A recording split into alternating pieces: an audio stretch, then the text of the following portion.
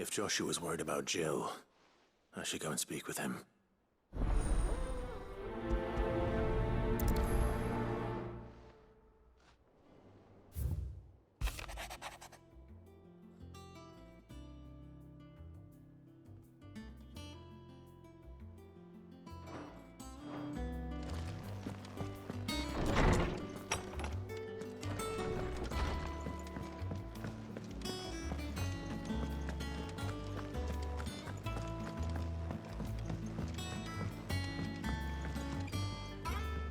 Joshua, I read your message.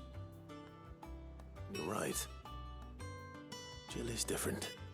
I don't think I'd realized how different, but since we returned from Drake's spine, I've felt it more and more. I suppose it's not hard to imagine why. She doesn't think she belongs anymore. And that's why we need to remind her she is still one of us. And to let her know that we still need her. Now more than ever. That you still need her. But how to do that? When last we were truly close, we were but children. Of course. Do you remember the time we accompanied Father on his annual tour of the Duchy? And Jill and I broke from the procession to ride up Man's Hill. To see the snow daisies, I remember. It was the first time Father had allowed us to join him. And when he realized you were missing, he had the entire retinue down to the pot boys combing the countryside. In the rain. A thunderstorm forced us to take refuge in a grove of oaks before we'd even made it halfway there. It was the Lord Commander who finally found us, and needless to say, he was none too pleased. Then it seems you and Jill have unfinished business. What do you say? Man's Hill. It's not that far. Oh, true. Though I suspect it is also much changed. Little in southern Rosaria remains as it was when we were children. You're saying I should go and scout the area for bandits?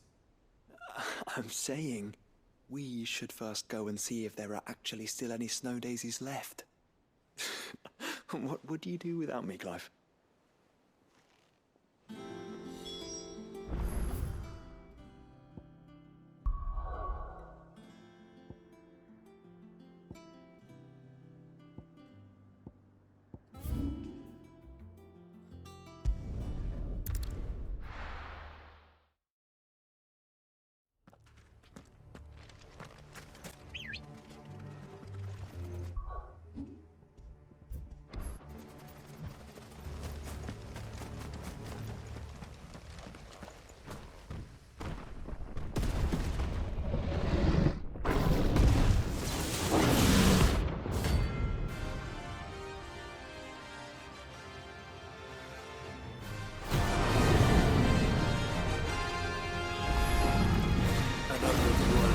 Dogs. Oh, a specimen of these two.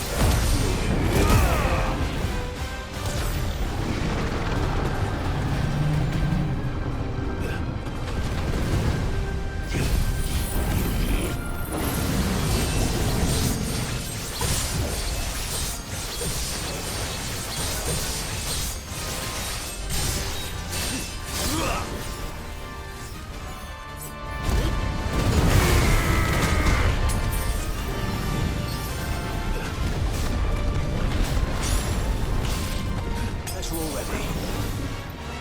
Too slow.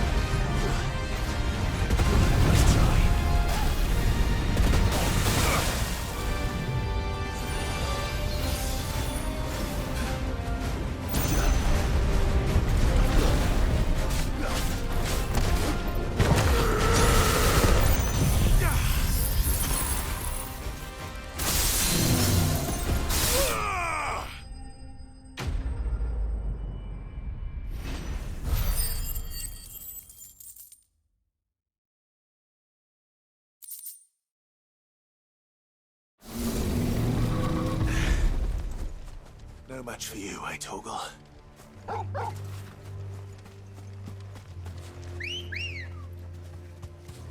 Come on.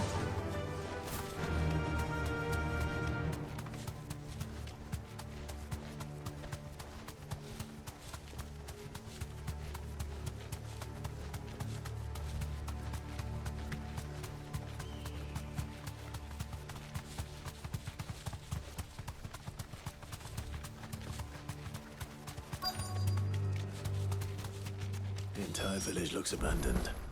Now, which house would a bookworm live in?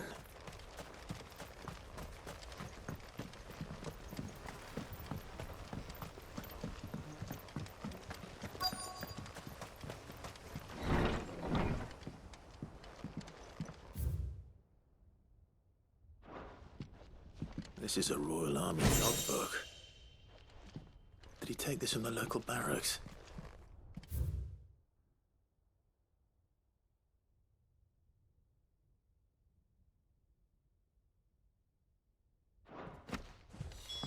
This is it.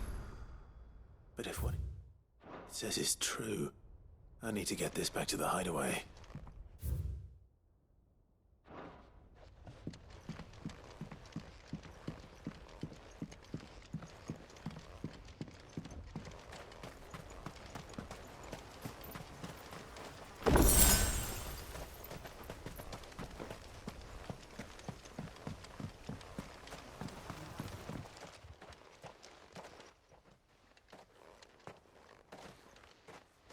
Leaving so soon, stranger? We've been watching you. From a distance, so to speak. Subtle. I know who you are. Then we need not waste time on introductions. Hand me the book. Leave it in our care and return to your life. Your care? Do you mean to burn it or bury it? That is not my decision to make. But by one means or another, its contents shall be removed from the common record. Then I'll have to politely refuse. I won't let you erase our history. Then we find ourselves at an impasse. Very well. The book can just as easily be pried from your dead hand.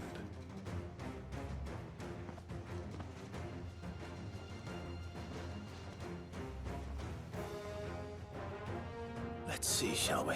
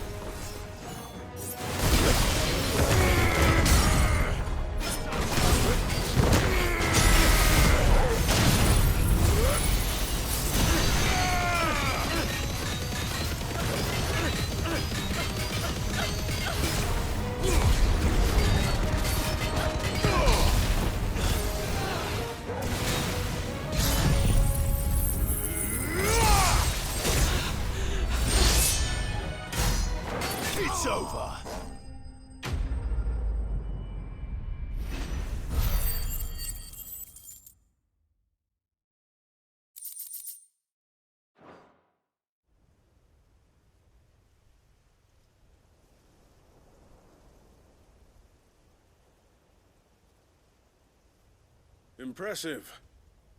But we have other means.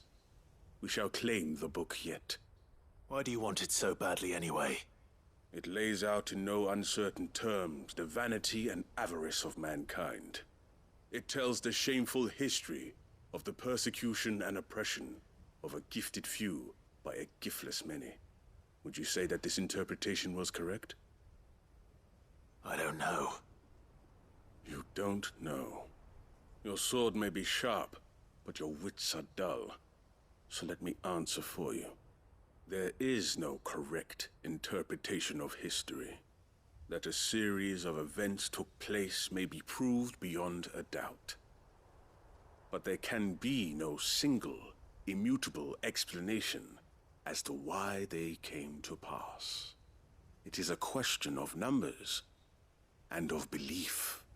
If enough people believe that a set of events occurred for a reason, that belief becomes the truth. So you're trying to control the truth? We are trying to protect people from themselves, from knowledge that would bring them naught but pain. That is all. You may keep the book, for now. The world is small. We shall meet again. Until then. Wait! Damn it. Let's get this back to Vivian. Perhaps she can explain what that was all about.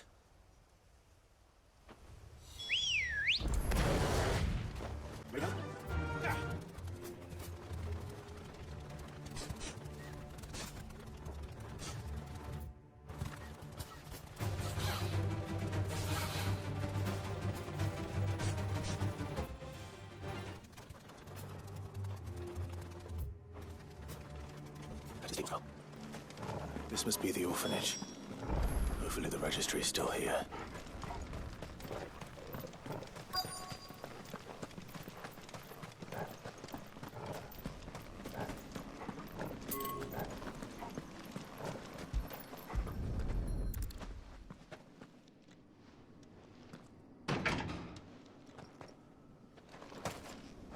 It's locked. I should look around some more before I start breaking down doors.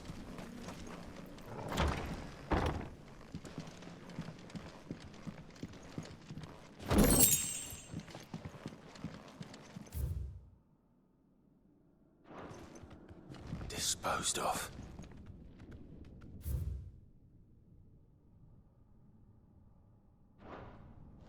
Conditioning.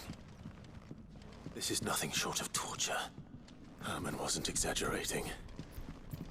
It's a wonder he survived this place. I need to find that registry.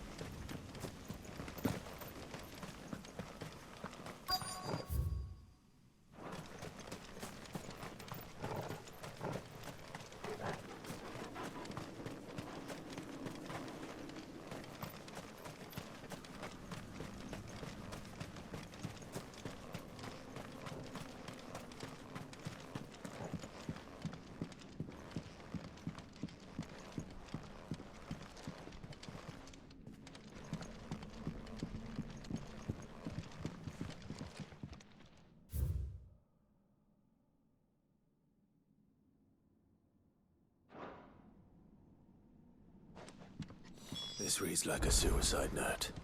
Did the director go through with his plan? There's only one way to find out.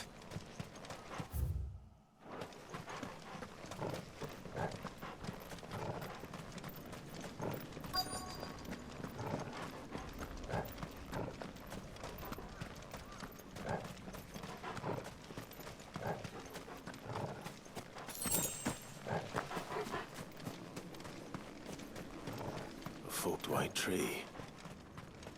This must be the place.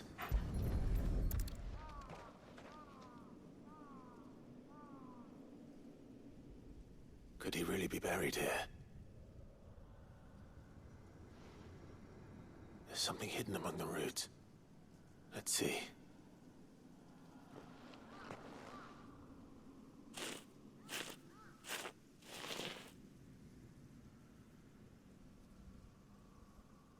This must be the registry.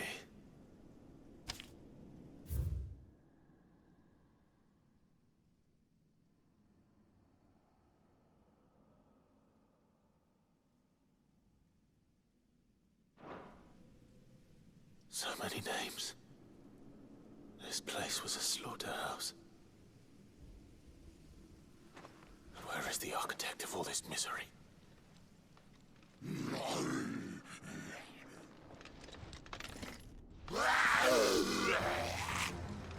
It was only a matter of time, I suppose.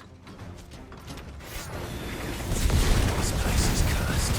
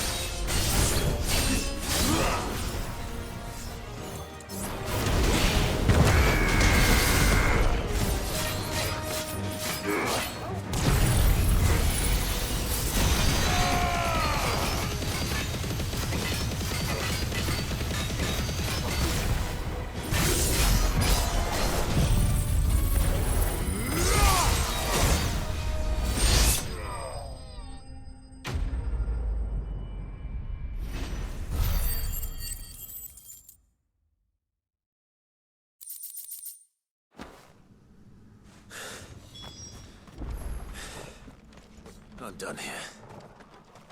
Let's get the registry back to Herman.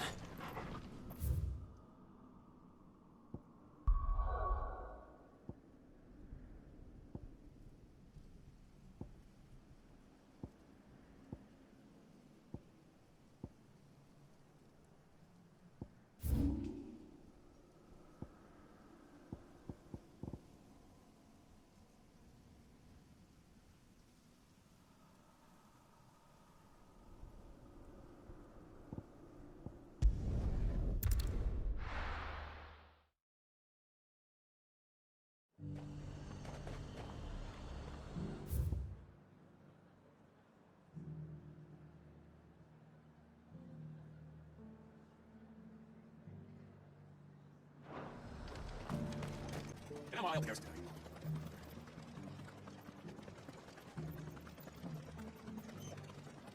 can see I was missing. Do be careful. I will. Come on. Run the wind.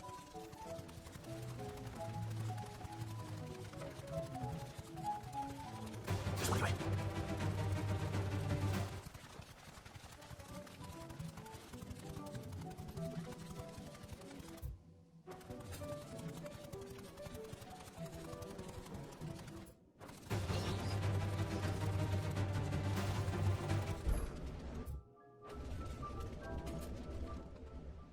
This one's awake.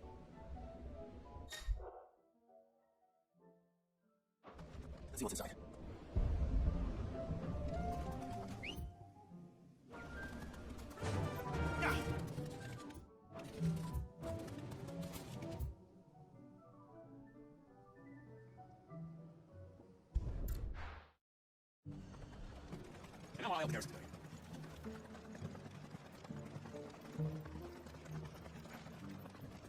I can see I was missing. Do be careful. I will. Let's go. Fly, Bridget.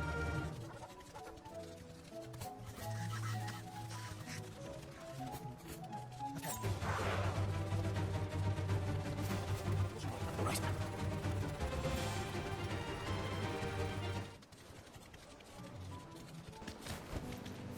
safe.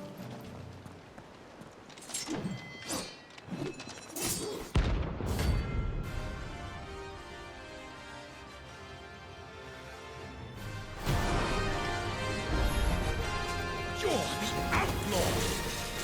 The one who drove his highness to madness! On your knees! He has heard. It doesn't look like he's willing to listen.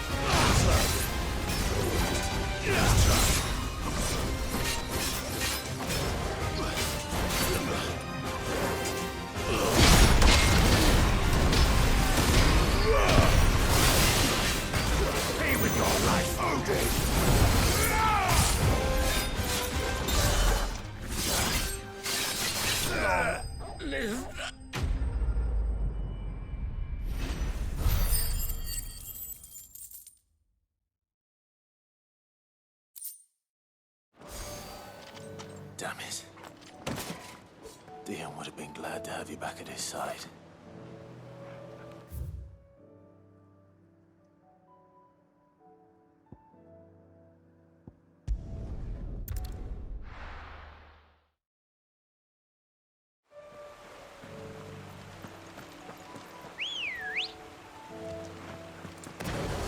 Ready, go?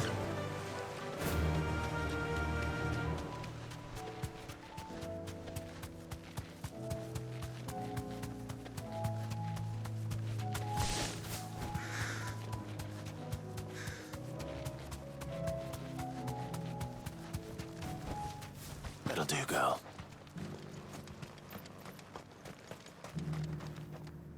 Quentin, I have a proposal for you. Do you now?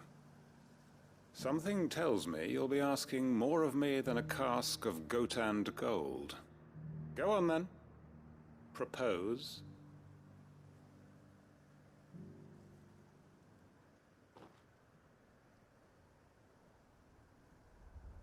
You'd have me convince the chiefs and chamberlains of the realm that they should simply swallow their pride and do the one thing that has proved impossible for thousands of years.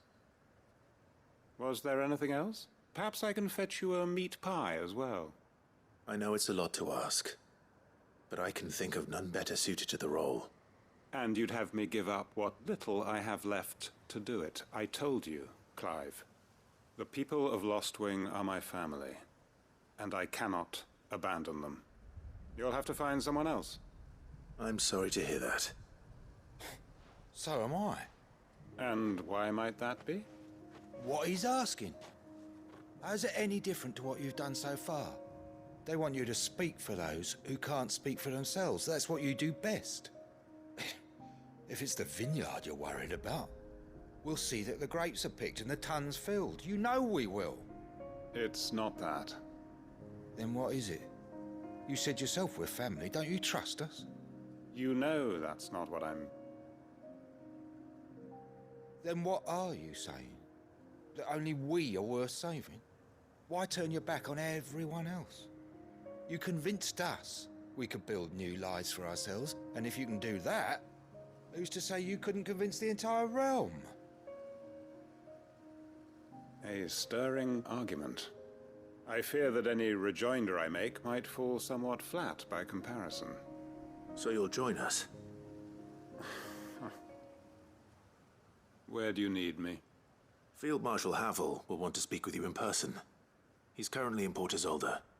I can arrange for a party of Cursebreakers to accompany you there. That would be very much appreciated. I hear the roads are far from safe these days. Hopefully not for long. My uncle will want to know that his plan is taking shape.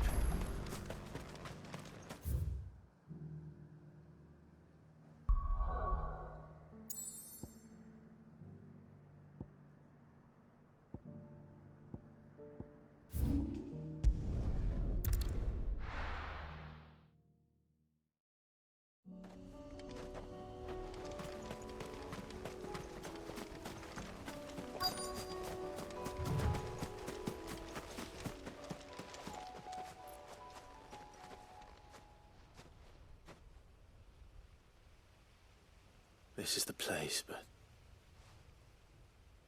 I'm sorry, Clive.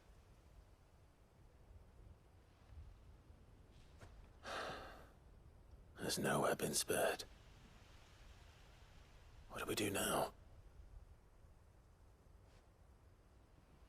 We keep looking. Man's Hill cannot be the only place where snow daisies grow. Perhaps, but... it's the only place I know of. Knew of. Then why not ask someone who might know of another? Someone at the backyard? To the hideaway, then.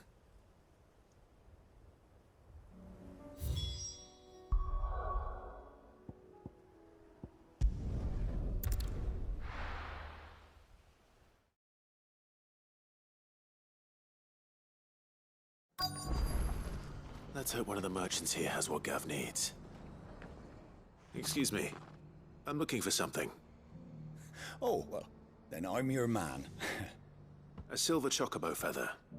Oh, or maybe not. Though you're not the first to mention the bird around here.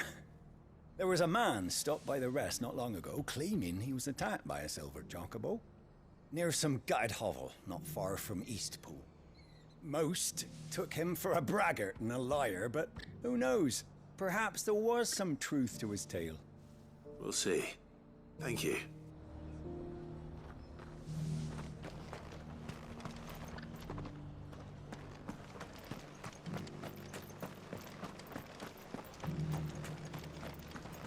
Just because the heavens have gone to wreck and ruin, it don't mean we have to. How do, traveller? You've the look of a man who could do with a new whetstone. Or perhaps a bawdy etching of the Vicerine. Maybe another time. I'm looking for a silver chocobo feather. If that's the case, rumours are all you're likely to find. No one has seen a silver chocobo for years. Word is they were all hunted for their feathers. Some northern nonsense about bringing good luck. Didn't bring them much, nor their bows. If any are still out there, I reckon they'll be doing their damnedest not to be discovered. You're probably right. Thank you anyway.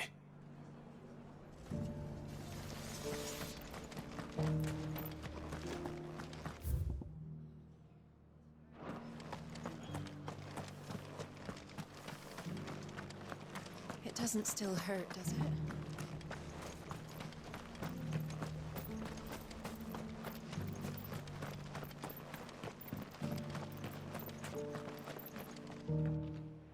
Can I help you with something? You wouldn't happen to sell silver chocobo feathers, would you? I deal in fruit, not fancies. But if it's fancies you're after, I suggest you try Rhiannon's ride. Was a silver chocobo seen there? Oh, yes. If you believe the ravings of a madman. It wouldn't be the first time. A silver chocobo sighted in the hills near Rhiannon's Ride. It sounds almost too good to be true. But since I'm already here...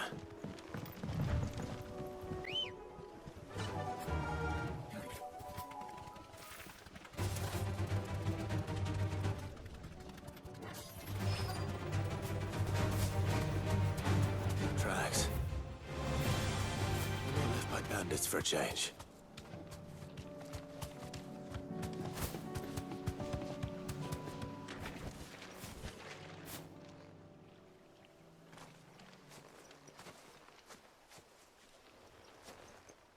More tracks. And these look fresh. The chocobo was here. And recently. Perhaps it still is.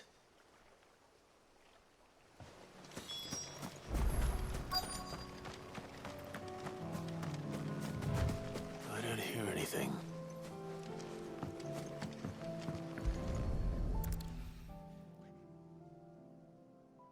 Well, I'll be damned.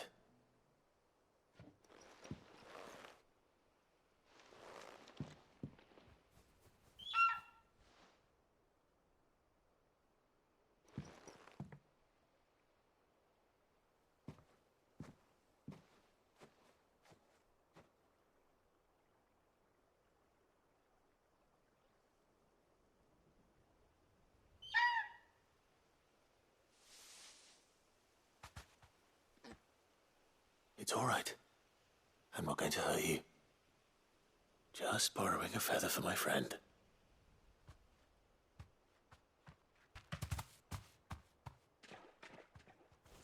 Thank you. Let's get this back to Gareth before they change their minds.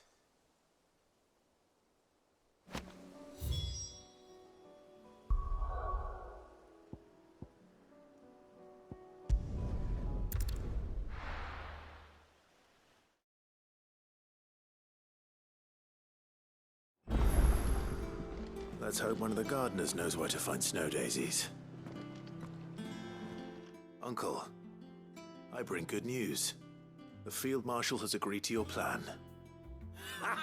Of course he has. I didn't doubt you for a moment, dear boy. Rutherford is accompanying him back to your manor in Porter's Alder as we speak.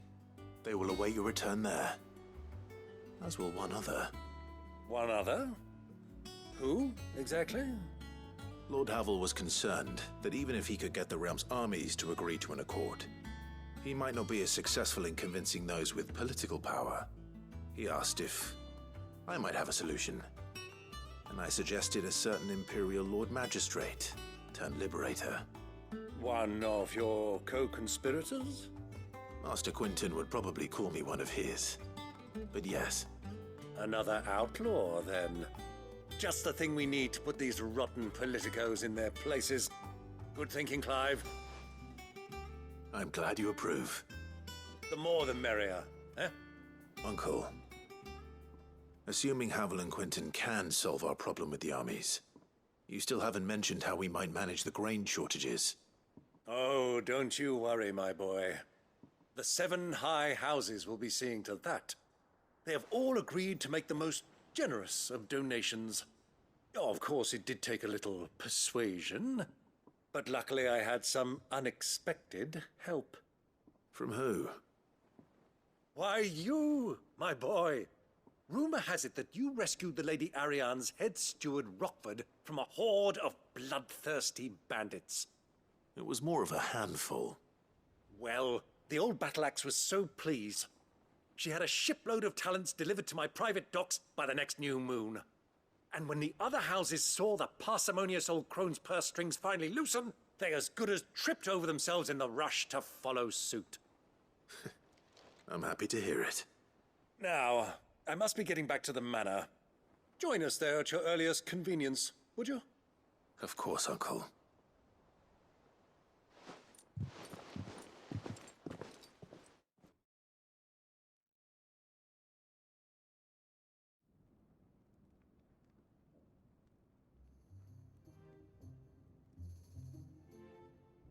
And how, pray tell, will we get that grain to the capital if the roads are still overrun with akashic?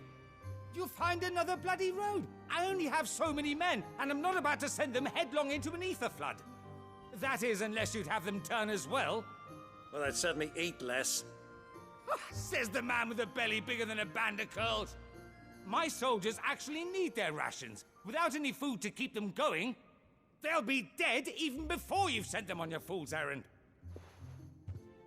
If I may, gentlemen, perhaps I might suggest an alternative approach.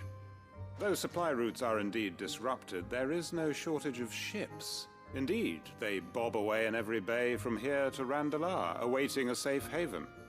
Allow them to make port and fill their bellies full of grain. And once those who crowd the cities are fed, ferry the displaced back to the countryside to work the fallow fields. But I'm sure that you wish to continue your discussion. Forgive the interruption.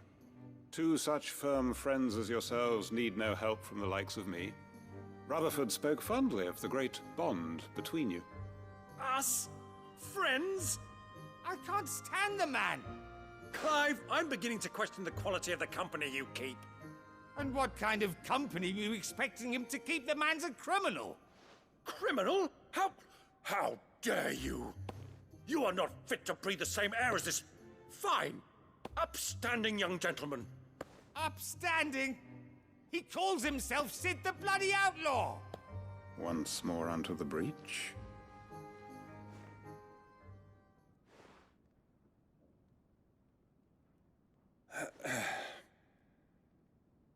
Shall we begin again? What we seek here is not to create a new nation, nor to claim the thrones of those that already exist. We wish simply to bring stability to the realm that mankind might weather the current storm. And to do that, we must convince those in power, the generals, the statesmen, the nobles, that our cause is just. There will be disagreements, yes, and I imagine some resistance, much resistance. But we cannot let that deter us. If we show them the path, show them that we walk it ourselves, then I am confident they will follow. The fate of the world lies in my nephew's hands, but the well-being of her people lies in ours. And we must not squander the chance that Clive has given us. Uncle Byron, Now, with that settled, let's move on to the signing of the Accord. For what great moment in history hasn't been accompanied by a little ceremony?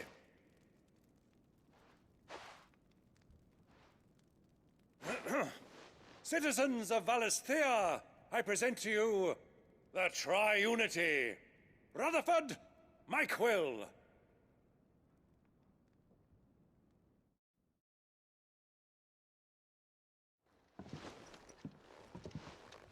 Well, my boy, the stage is set. That it is. This is the role you were born for. Now I ask only that you trust in the talents of your supporting cast. We shall play our parts to the best of our abilities, that you might have the opportunity to shine. The realm needs its Sir Crandall, and there is no better Crandall than you, Clive. I want you to keep this signed accord as proof of our faith in you. I will. Thank you, Uncle.